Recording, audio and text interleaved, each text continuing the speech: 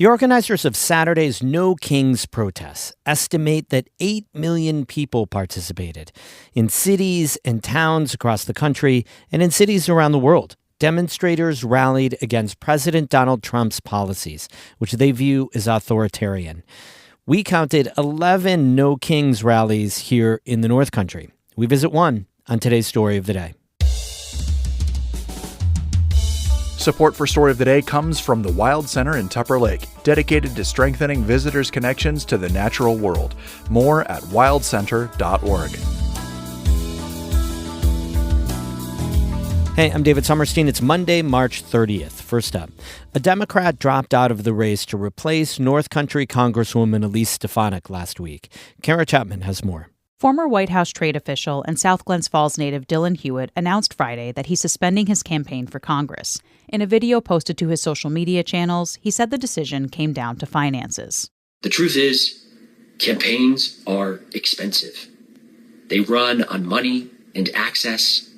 And in a system like ours, campaigns that challenge power are expected to run without it. According to Federal Elections Commission filings, Hewitt faced an uphill battle for campaign cash. By the end of 2025, he'd raised around $300,000. That amount was dwarfed by the more than $4 million in donations that came in for fellow Democrat Blake Gendebien, a farmer from St. Lawrence County. Hewitt also faced headwinds trying to gain support from the Democratic establishment in the North Country. County party committees had rallied behind Gendebien in the anticipated special election to replace NY21 Congresswoman Elise Stefanik last year. Even though that race never happened, that support for Gendebien continued into this election cycle. Hewitt thanked those who joined his campaign. You believed that something better is possible. And I want you to know that belief is not wrong. A better America is possible. And even though our campaign is ending today, our work is far from over. According to the Watertown Daily Times, Hewitt still guaranteed a spot on the November ballot because he was endorsed by the State Working Families Party. Hewitt told the paper he's not running as that party's candidate. Gendebien is one of two Democrats still vying for a spot on the June primary ballot. Lake Placid restaurant owner Stuart Amorell is also running. They have until next week to submit their petitions. Kara Chapman, North Country Public Radio. North Country lawmakers from both sides of the aisle are criticizing how the state funds its child care subsidy program. That program pays child care costs for low and middle income families. The vast majority of North Country households qualify for this assistance, but many aren't getting it because demand has outpaced funding for several years now. Amy Feiereisel has more on the push to increase funding in this year's budget.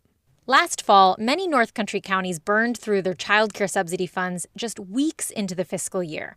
That's because the state legislature greatly expanded eligibility for child care assistance in recent years. The number of families enrolled statewide has tripled since 2022. But funding hasn't gone up at the same rate. That gap has forced many counties to essentially close their programs to new families, and even to take subsidies away as families come up for yearly renewal. State Assemblyman Matt Simpson says the impact is even greater in rural communities. Long travel distances, limited child care providers, and lower average wages mean that access to affordable child care is not just a convenience, it's a necessity. Simpson spoke at a Republican press conference about child care subsidies last week in Albany. He said the state child care program plays a critical role for many North Country families. Without it, many are forced to make impossible choices, take a reduction of hours at work, or leave their jobs entirely. Without access to care, the prospect of missing mortgage, rent, or car payments, skipping utility bills, or cutting groceries becomes a reality. As of this January, St. Lawrence, Lewis, Franklin, Clinton, Essex, Warren, Washington, and Herkimer counties have all run out of their child care subsidy money. Only Jefferson and Hamilton counties are accepting applications from new families. This is the second year in a row that many counties have run out of funding. To address that, Governor Kathy Hochul proposed an additional $1.2 billion for the program in her budget proposal, bringing the total this year to $3 billion. Republicans, including Assemblyman Simpson, are arguing the program needs even more money. State officials say that expanding eligibility comes with hiccups, but it's a crucial step as New York moves towards universal child care. Damia Harris-Madden is commissioner at the New York Office of Children and Family Services. She spoke to WCAX in Plattsburgh. There's been substantial growth there, yet there's always going to be situations where every child cannot receive free child care. But I will tell you that this is why we're on the path for universal child care. April 1st, this Wednesday, is the deadline for the state budget. The final number for New York's Child Care Assistance Program will have a big impact on North Country families. It could get rid of wait lists next year or leave many counties in limbo. Amy Feiereisel, North Country Public Radio.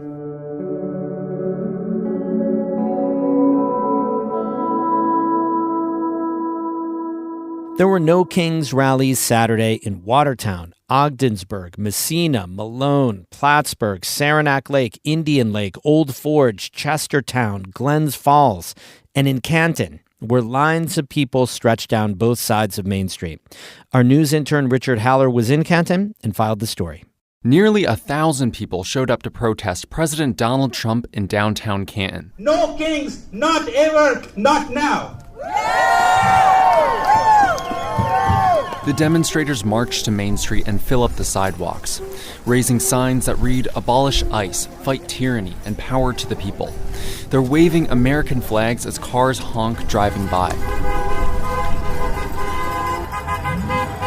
64-year-old Jeff Mitchell from Canton says he believes Trump is misleading his own voters. He said lower prices, they've gone up. He said no war, we have war. He said immediate release of the Epstein files, he hasn't done that. Austin Polifier, a SUNY Potsdam student, says he's here today because he believes the Trump administration isn't prioritizing the American people. We have a totalitarian regime, basically, who's going around acting without any sort of congressional approval, without the approval of the Constitution. And at the end of the day, we're all Americans here. We love America. We fight for America. And we're here because we think that America deserves better than this. Protesters say they believe that the Trump administration is pushing the country towards a dictatorship, citing Trump's efforts to nationalize voting, starting the Iran war without congressional approval, and aggressive immigration enforcement tactics by ICE agents.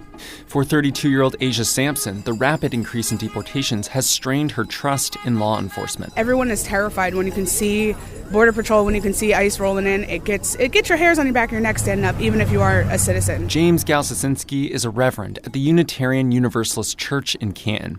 He went to Minneapolis after ICE agents killed American citizens Renee Good and Alex Preddy. He says he was shocked by what he witnessed. Primarily seeing a dozen ICE agents descend on a pregnant, brown-skinned mother, Latina mother, and her child. It was a terrorizing and traumatic event for her and for me to watch that. The heavily criticized immigration crackdown in Minneapolis has led to an ongoing government shutdown of the Department of Homeland Security. TSA agents haven't been paid in over a month.